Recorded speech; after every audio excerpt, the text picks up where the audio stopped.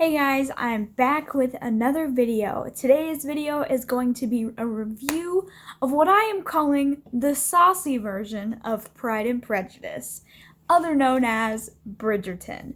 Bridgerton is a new series that just debuted on, I believe, Christmas Day on Netflix, and it has been doing rather well, staying in the top 10 since its debut, as long as I have been recording this review for you, so maybe it dropped out of the top 10 by the time I post this, but I doubt it. It's been running rather strong, and considering I binged it in about 4 days, I can imagine a lot of people are also doing that, so it's probably going to stay in the top 10 for quite some time because it seems to be quite the hit. So that's why we're going to be reviewing it. So, I had no idea what Bridgerton was about. I had no clue. I never heard of the book series. I literally just saw a tweet about it. And I was like, I like historical fiction. Sounds like it's made for me. I had no idea, like I said, no idea what it was about. So I go into it. It's literally like a saucy Pride and Prejudice. There's all of the tension and everything that is in Pride and Prejudice, but with the added sex scenes and obviously more runtime because it's a series rather than a movie, which I really honestly kind of enjoyed. It's based off of a book series. I have never read the book series. The book series is called The Duke and I believe, and I've never read it, but honestly I might pick it up after finishing season 1 because I kind of need to know what's going to happen. And as of right now, we do not have season 2 confirmation, but it's probably going to come because of how popular this series has become so far. And I'm assuming Netflix knew that it was going to be a hit because it has all of the makings of being a hit. So, one of the things that I think stands out about Bridgerton is the fact that it has beautiful costumes and beautiful set pieces. So the costumes really are perfect. I believe the year that it's supposed to be set in is like 1813 or something like that. So the dresses are gorgeous. The men's costumes are gorgeous. I absolutely loved all the beautiful colors that it used. It was very bright and very almost in your face and over the top, but I really enjoyed that. I thought it really, again, set it apart from shows and movies that are set in the same era.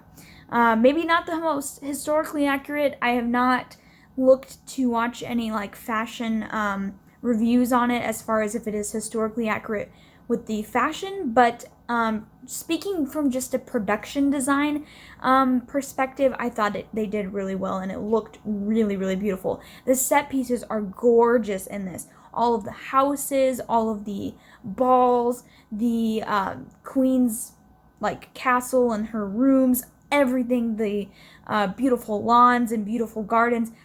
Gorgeous. Gorgeous. This is a beautiful series. One to behold for sure.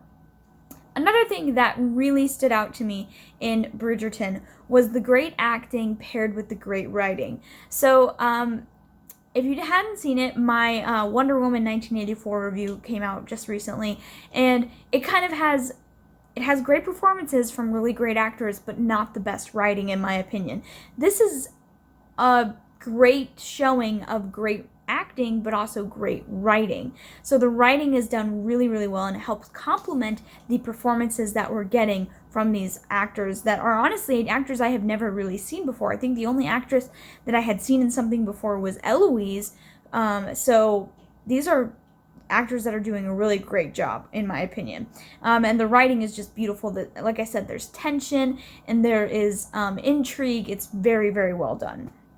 Now I want to break down some of my favorite performances. So the Duke, his actor, like that performance, that whole role, very, very well done. I loved it. Daphne, obviously, these are the two people that the series, at least the first season, focuses on quite heavily. They both do a very, very good job of holding the tension, keeping you intrigued, and making you want to binge a series like this. The actors really pull you into their story, and I really liked that. Another thing that I thought was really, really cool, and something that made me want to watch more was Lady Whistledown. So Lady Whistledown is the character that narrates throughout the entire series, which I thought was really great, a great way to frame it all. But she is a gossip society writer that is kind of a mystery. We don't really know who Lady Whistledown is. It's obviously a ghost writer name. She doesn't want to reveal herself. But in the very end, we do get a little bit of a reveal of who possibly could be. I will hit on that in a little bit. But I did really enjoy the framing of it all through Whistledown's writings. I thought that was a brilliant thing to do. And again, this probably all comes from the book and the book series, which I haven't touched yet. If you have read the books and you want to give me your thoughts on the series down below, feel free to do so. But like I said, I had never heard about this before. I literally saw a tweet and I was like, I'm going to check it out. And I did, and I really enjoyed it, so I thought I'd give you guys a review. I think it's a totally, totally great series. Another thing I want to hit on is the Brigerton family. So there's a huge family at play here. There's lots of siblings.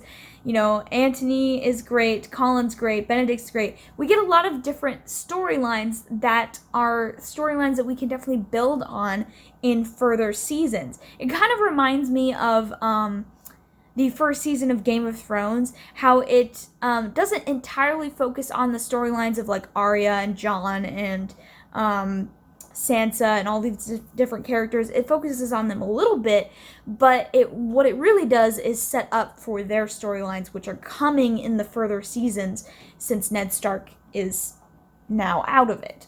So that's what it seems to be setting up in Bridgerton season 1. I'm sorry that I'm talking with my hands so much, but I can't stop. But that seems what it's setting up in Bridgerton season 1, is all of these different characters to have greater storylines in the future seasons. We hope, please, Netflix, make another season, many more seasons, because this was such a good series and I need more, like right now.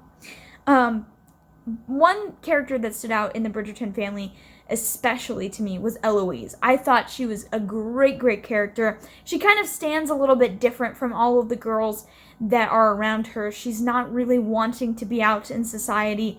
She's, you know, very different from her sister Daphne, so she's a little bit more hesitant, but she's also very curious about this Lady Whistledown character because she wants to, in a sense, be her. So it's interesting following her storyline.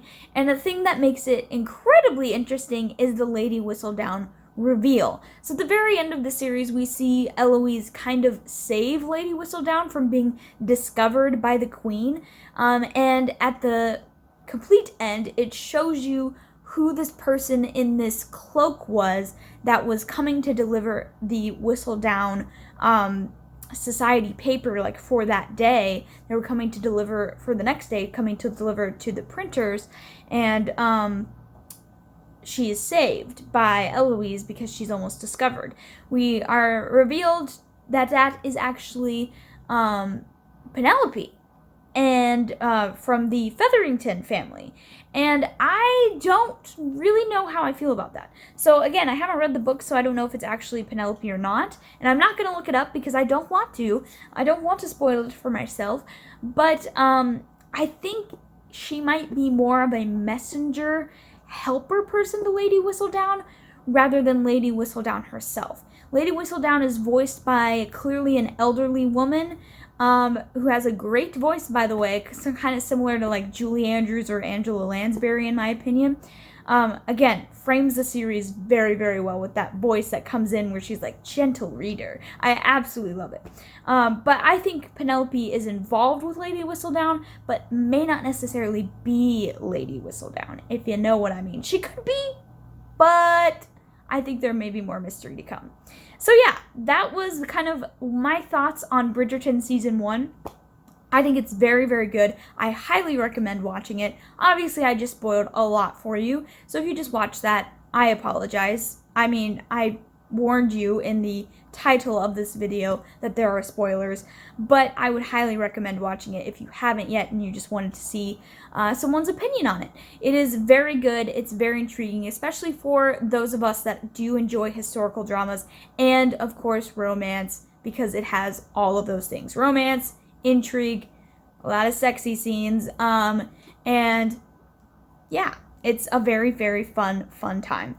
So, season 2, will we get it? It's looking likely. Hasn't been confirmed yet, but I would say with the success that it is currently having, it's very, very likely to have a season 2. I looked it up, and I believe the earliest that it would come out would be later on in 2021.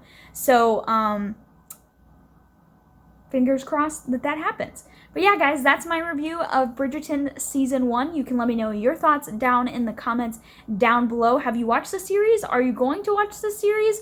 Are you interested at all? But yeah, let me know your thoughts down in the comments down below, and I will catch you all next time. Bye!